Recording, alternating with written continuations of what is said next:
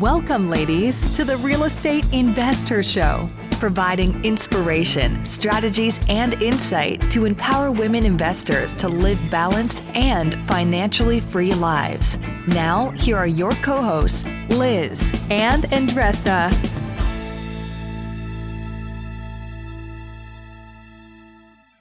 So in today's episode, ladies, you're in for a real treat. We interviewed Jennifer Beadles, who for the last 9 months has been traveling with her family.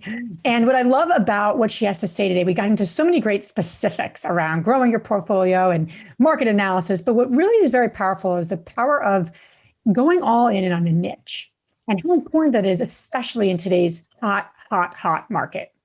Exactly. And one of the things that is really a mind shift is that Jennifer shares that we all should be growing our portfolio, not based on the number of doors.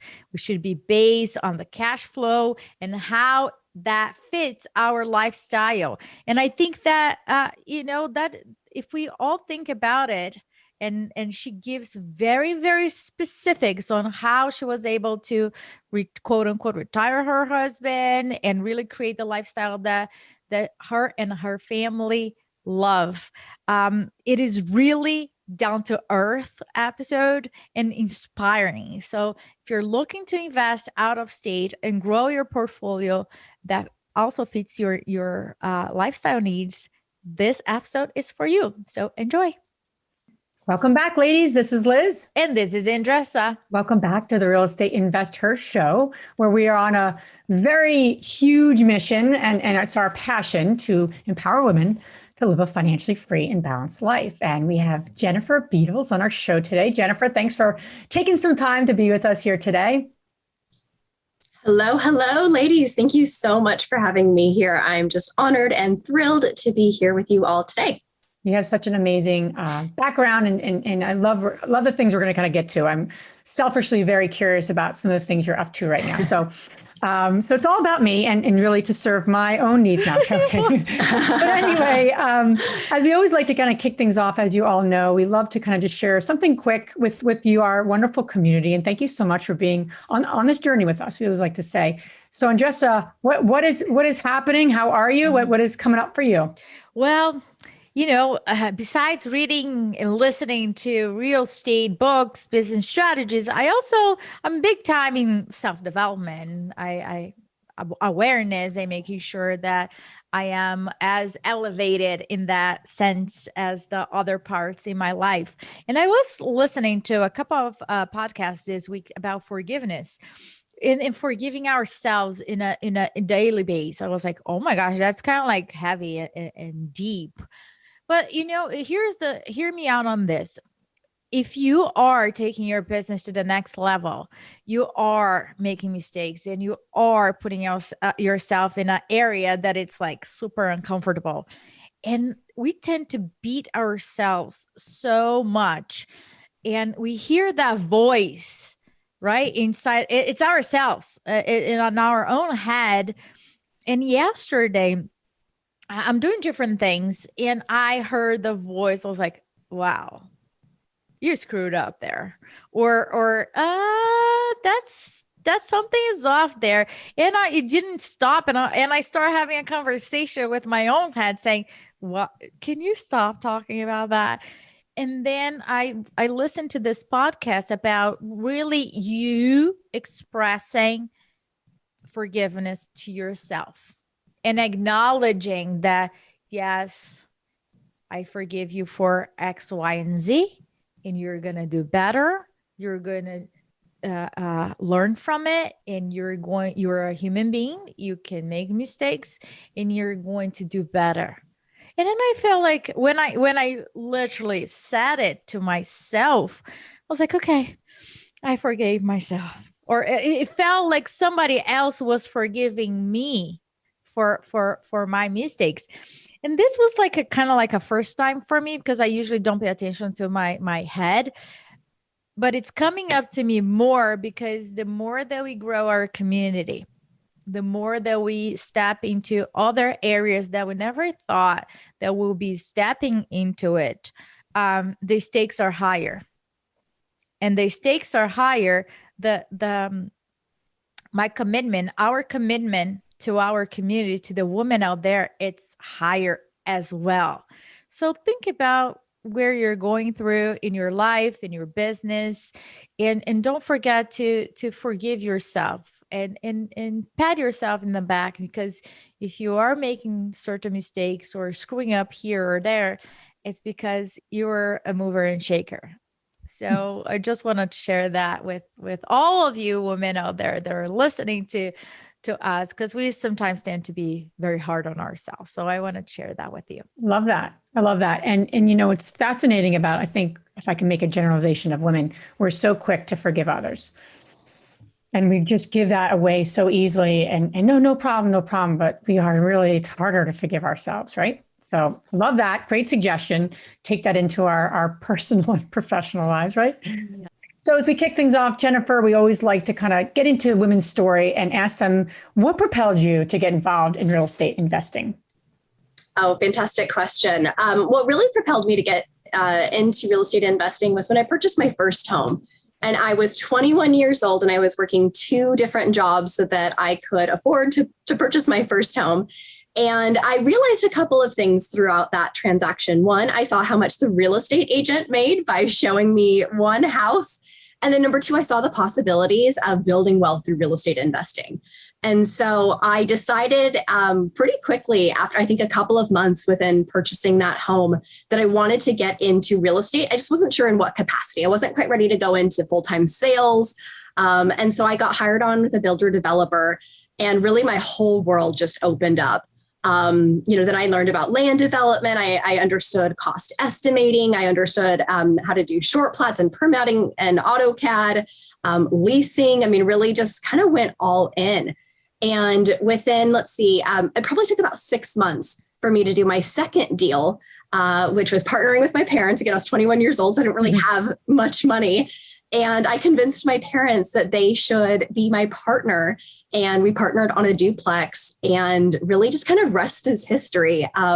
Just got really, really excited to kind of get in. The downside to that was it was 2007. Yeah. Okay. So we all knew what Seattle is where I come from, and it's about 18 months behind the rest of the country. So things were pretty good in Seattle, actually, in 2007. And then 2008, summer of 2008 hit, and it was not so good. So I found myself with 2 properties that were underwater, and, a little disappointed about, that in my real estate journey. But again, I learned a lot of lessons kind of through that, and really how to buy right.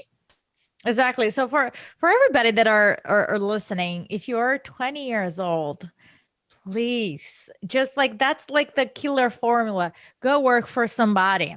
I don't even know if you need to make any money. If you're living in your parents, of course, you should make some so you can help them out. But the focus is on the learning here. I wish I had that mentality then. I was looking for a job at 21. Was not focusing on, okay, what can I learn here? The skill set that I can learn here. So thinking about that and the lessons that you learned then, what are the lessons that you learned that you apply for your next move? And what specifically strategy did you shift right away, or did you test different waters? How did you decide it? You had 2 properties underwater. What path did you take after that? Yeah, well, that was a really good lesson to learn early on. So what I learned from that experience is you need to have more than one strategy when you're buying a property. So I was buying these properties, and my assumption at the time was, and actually this is what everyone kind of told me, was that real estate doubles every 10 years. And so it doesn't matter if you're cash flow negative. That first duplex that I had mentioned, it was cash flow negative $800 a month. Yeah. Okay. So a little painful lesson. So first things first is don't buy a property with just one winning strategy. So now, of course, through that, I learned buy for cash flow first, and then also, kind of be prepared for potential downturns.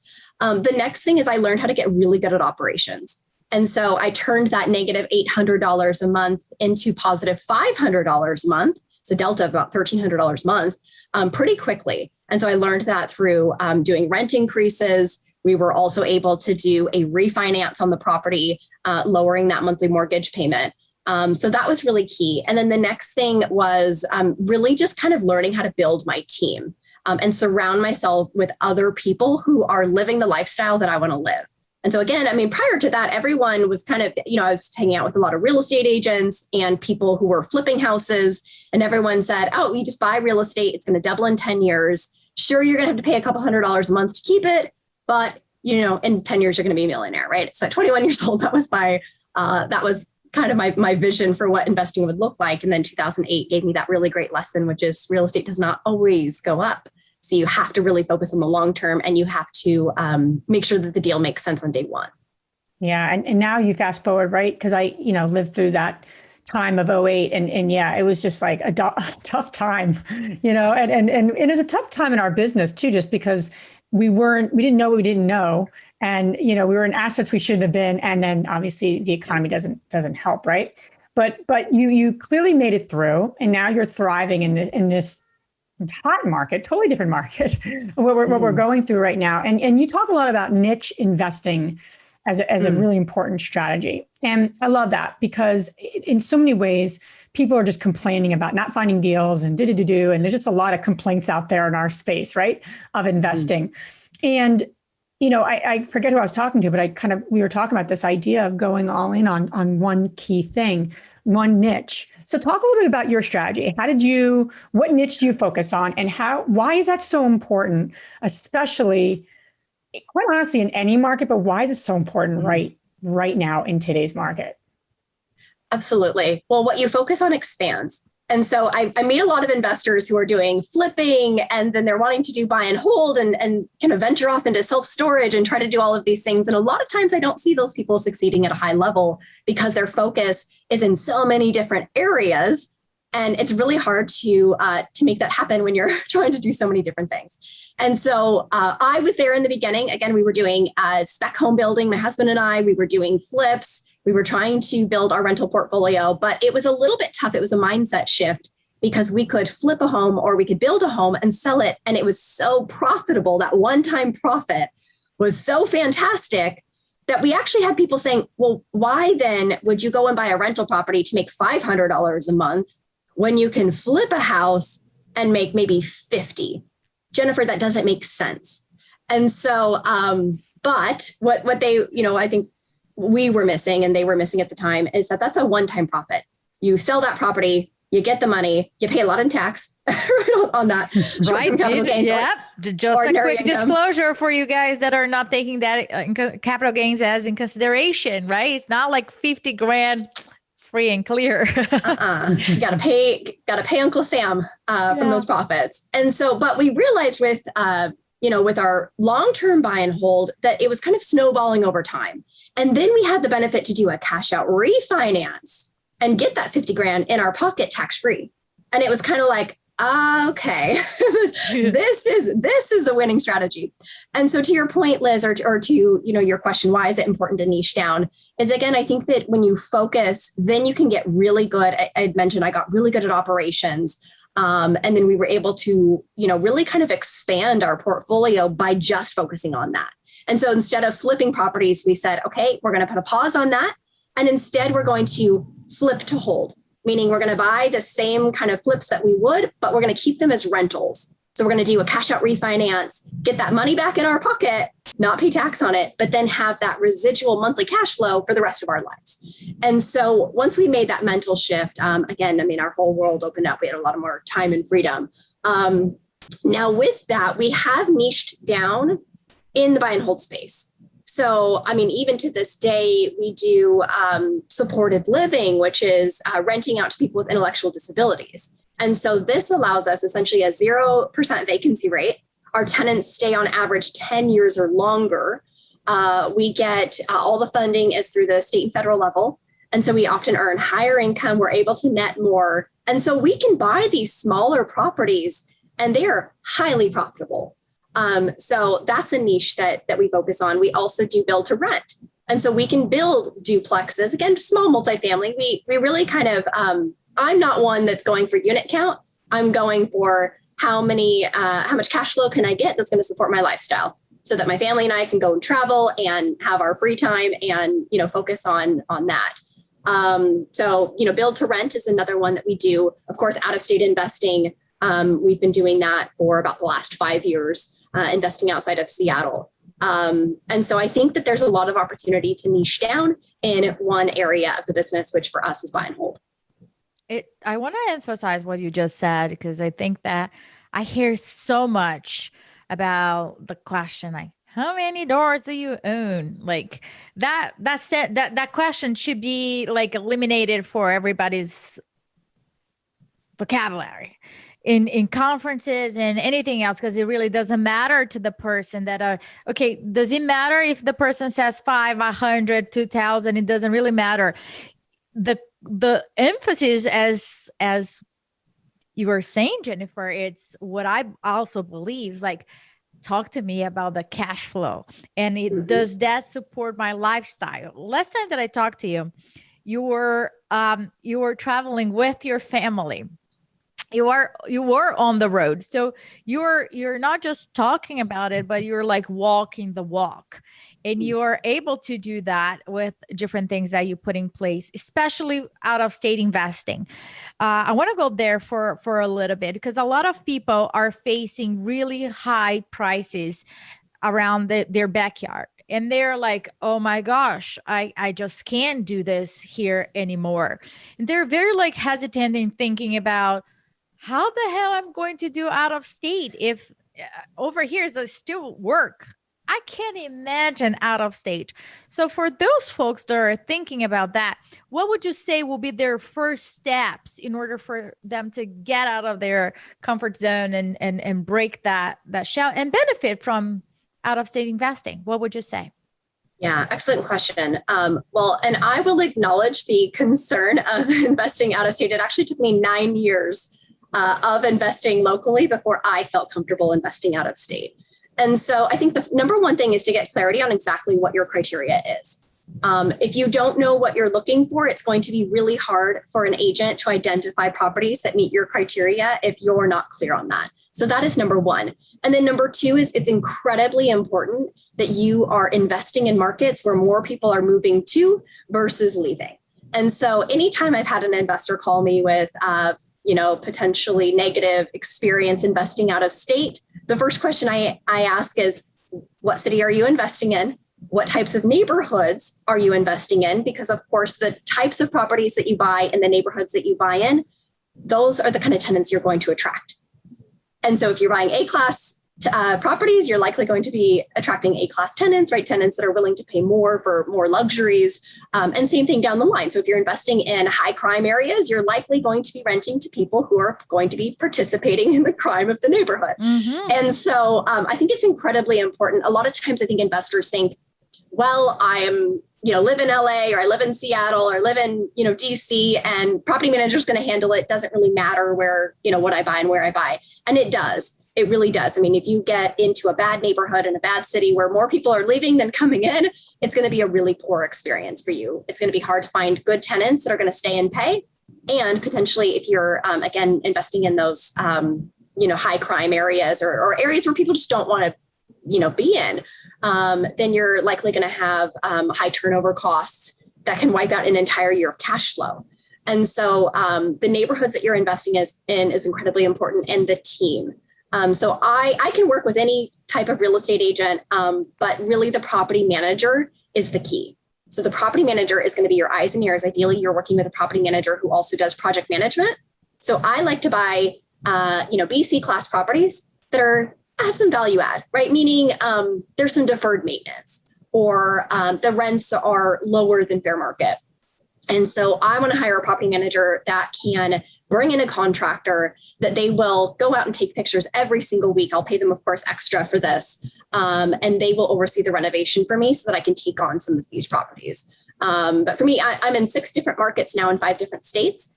And I've actually found that it is easier for me to get into out-of-state markets than it is in my local market, because I have to be hands-off. And so I think some investors think that that's scary. But really, if you have a system and process in place and you have multiple people looking at the deal for you, then to me, again, it takes less time. The financial barrier to entry is much lower. So, I mean, for what a 1950 single family house that's a fixer upper in Seattle would cost, I can get 10, 15 units that's, built in the 90s in Tennessee. Right. And so to me, again, I think that that's a lot less risky if you can get into nicer, newer properties where people are moving to, and you've got the entire team to handle that for you. Yeah. I love what you're saying, Jennifer, because I know we were investing 8 years before we started to go out of state. And we were really nervous about that, right? You get really like, oh my God, I don't think this can happen. And it's an hour and a half from our house. It wasn't even across the country. Jersey people, I love you guys. You just stay in Jersey. You're talking talking about Jersey and PA, right? Yeah, absolutely. And I was out of state. We're neighbors. I know, but it was out of state. It felt like it was just such an overwhelming feeling. But that was 5 years ago. And we were able to, quadruple our portfolio as a result, because it forces you to scale. Because now you go an hour and a half and you're like, where else can we go? And now we invest, in the Southeast, and we do much less in our neighborhood, if you will, our backyard, or where we got our start. And to my point, I love what you're saying, though. And I want the women listening to hear what you said. Often women feel forced to go out of state. What if they changed that completely upside down and didn't actually think that? They actually thought, regardless, I should go out of state. So it causes me, right, to get, take the reins out of the control, build a team, especially if you want to be an investor to scale. And again, scaling could be 5 to 50 units. Scaling doesn't mean to be 1,000 units. Scaling is just a term where you're able to have the lifestyle you want. So I love what you're saying, because that's a really good paradigm shift versus like, oh, I need to do this because the market's so hot, versus I get to do this and look at what it's going to do, right, for me and my business, and letting go. And God, that was the best thing we did 5 years ago, hands down. The time it felt overwhelming and like, this is nervous, and we're, maybe our leasing agent can get out there. We really considered that when we were talking about it. We're like, maybe they could just drive and do all the showings and come back. Like, we were really trying to figure it out. And God, I'm so glad we decided to hire a property management company. I'm so happy.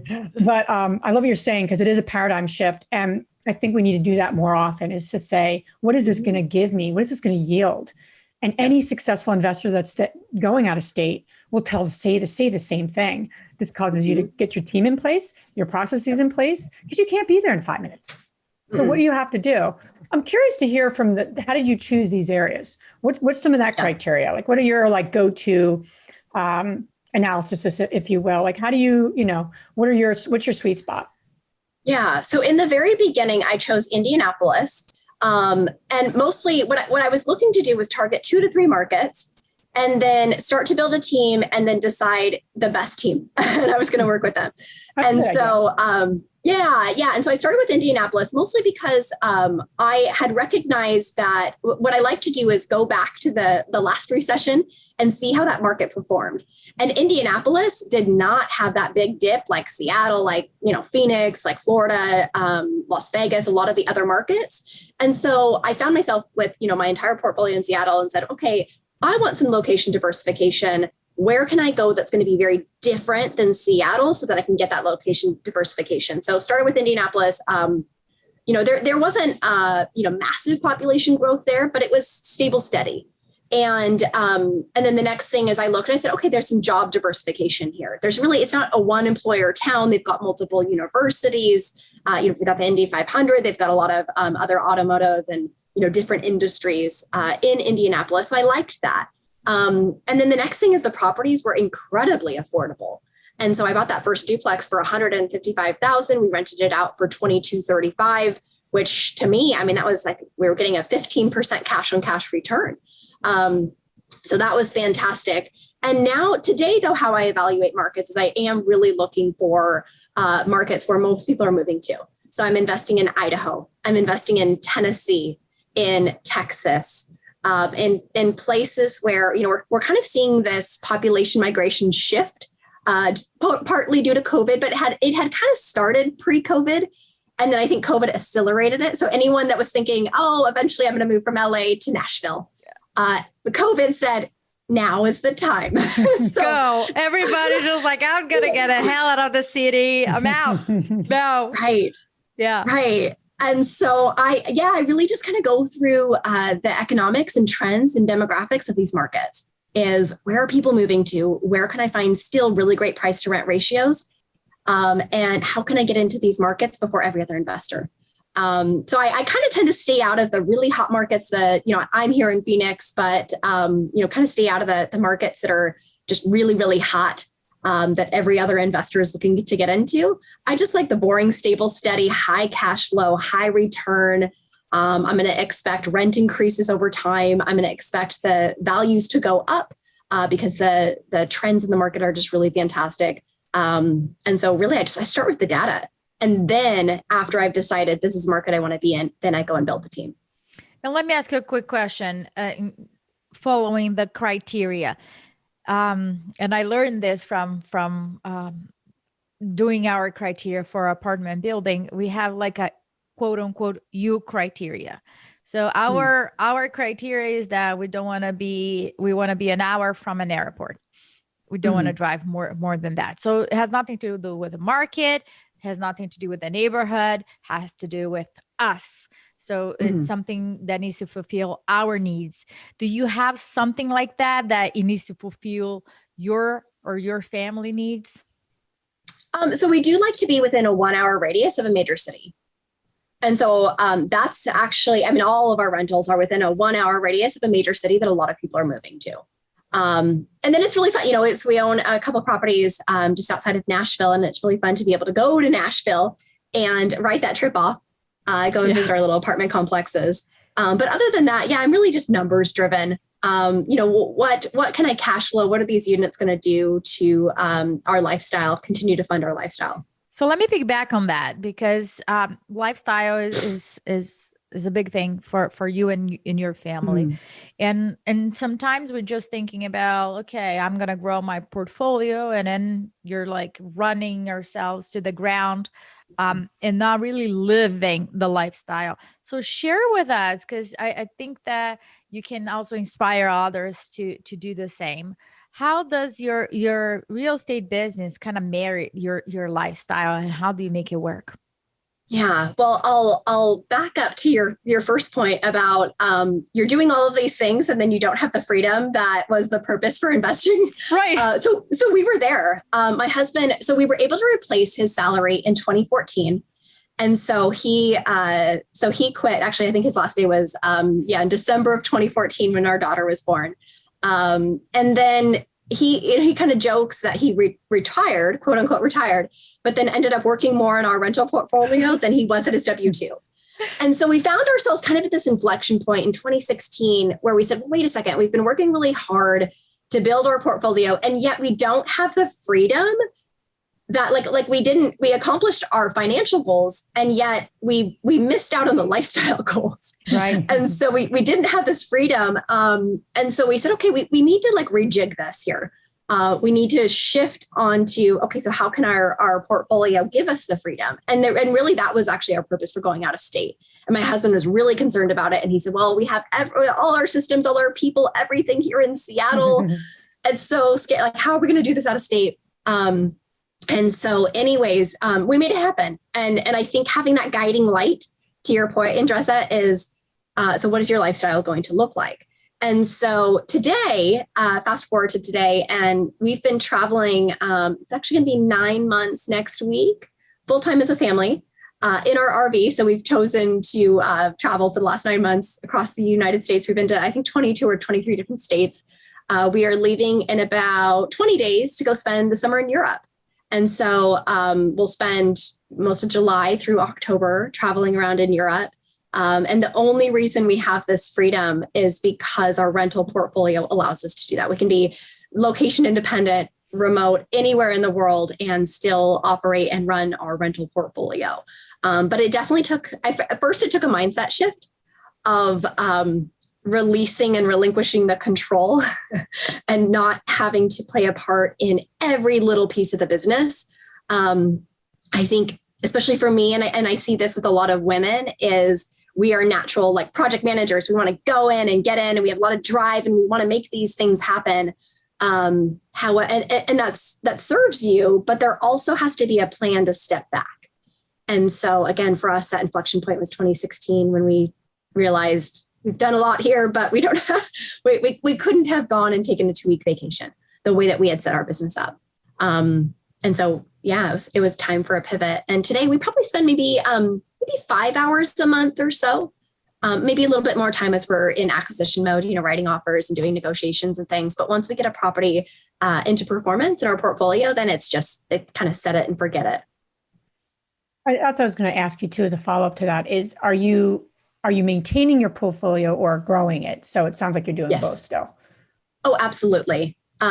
These days we're writing a lot of offers. It's taking more offers, out there to get a deal. But again, for us, it's not about unit count. So Andressa, I 100% agree with you. I wish we could kind of, remove that as a success metric. Mm-hmm. I go to real estate conferences and it's kind of interesting. It's like the first thing that people ask is, well, how many units do you own? And that is not an accurate measure of success. It's not. I mean, it should be, what does your lifestyle look like? Yeah. What does your real estate do for you? What is your net profit on your rental properties? I've met people with thousands of units that aren't making enough to quit their W-2. And maybe they love it and that's okay. But yeah, it's a really, for us, it's not about unit count. It's about let's add more units so that we can go and have more fun. Awesome. And having that clarity, whatever works for you and whatever, it sounds like that's bringing you so much joy is so important. Right. And it's amazing that you're doing that. I love it. And that you're exposing your kids to it. That's awesome. And you're feeling fulfilled. Isn't that what investing is all about? Right. And fulfilled, how you define fulfilled. I think that's wonderful and awesome and certainly an inspiration. Where can the ladies listening learn more about you and all your travels? And can they follow you along and wherever you're going? Because that would be kind of cool in terms of, I guess, social media, not in person. That would be a little weird, but. Oh my God. Oh yeah. Well, we used to do these really fun group investor trips and we'd invite people out to these different cities and we'd go shop for properties and kind of do these little masterminds. And I'm really hoping that we can get back to that next year because we just had a blast meeting different people from all across the country. But yeah, if you want to follow my travels, Jennifer Beadles 1 on Instagram and Facebook. And then if you want to learn more kind of about what we're doing, Addicted to ROI is our website for real estate investors. And then we also work with real estate agents across the country. So again, I'm always shopping for deals. We always have investors who are looking for deals. If you're an agent that works with investors, check us out at agentsinvest.com. That's awesome. So all this information is going to be on our show notes and we're going to transition to our fabulous 3 questions. And the first one, Jennifer, is what's the most transformational book you ever read? 4-Hour Workweek. Yeah, right. Right. Love it. Here. You have it. Right there. A girl after my own heart. Yes. The second is what's the most powerful routine you do to live a financially free and balanced life, whatever balance means to you? Ooh, 2 things. Meditation, daily meditation. And then one is revisiting my portfolio every single month. Awesome. Do you revisit by yourself with your team members or your spouse? With my husband. Okay. Great. And the third and last question is which woman, famous or not, has inspired you the most? Ooh. Liz Faircloth. Yeah, there we go. You're funny.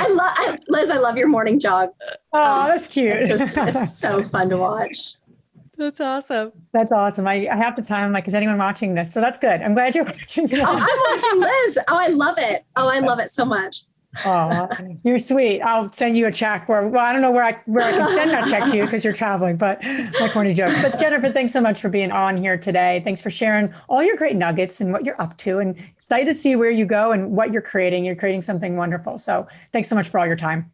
Oh, thank you both so much. It's been an honor and my pleasure. If you enjoyed this podcast and want to receive updates on our next interviews, go to our website, therealestateinvestor.com. There, you can subscribe to our show, become part of our investor community, and get updates on upcoming episodes. If you like our show, please share it with other women who would benefit. And don't forget to leave us a rating on iTunes. We'd really appreciate it. And as always, we encourage you to take one action as a result of today's show and put it into motion so you can live both a financially free and balanced life. Thanks for spending time with us. Ciao.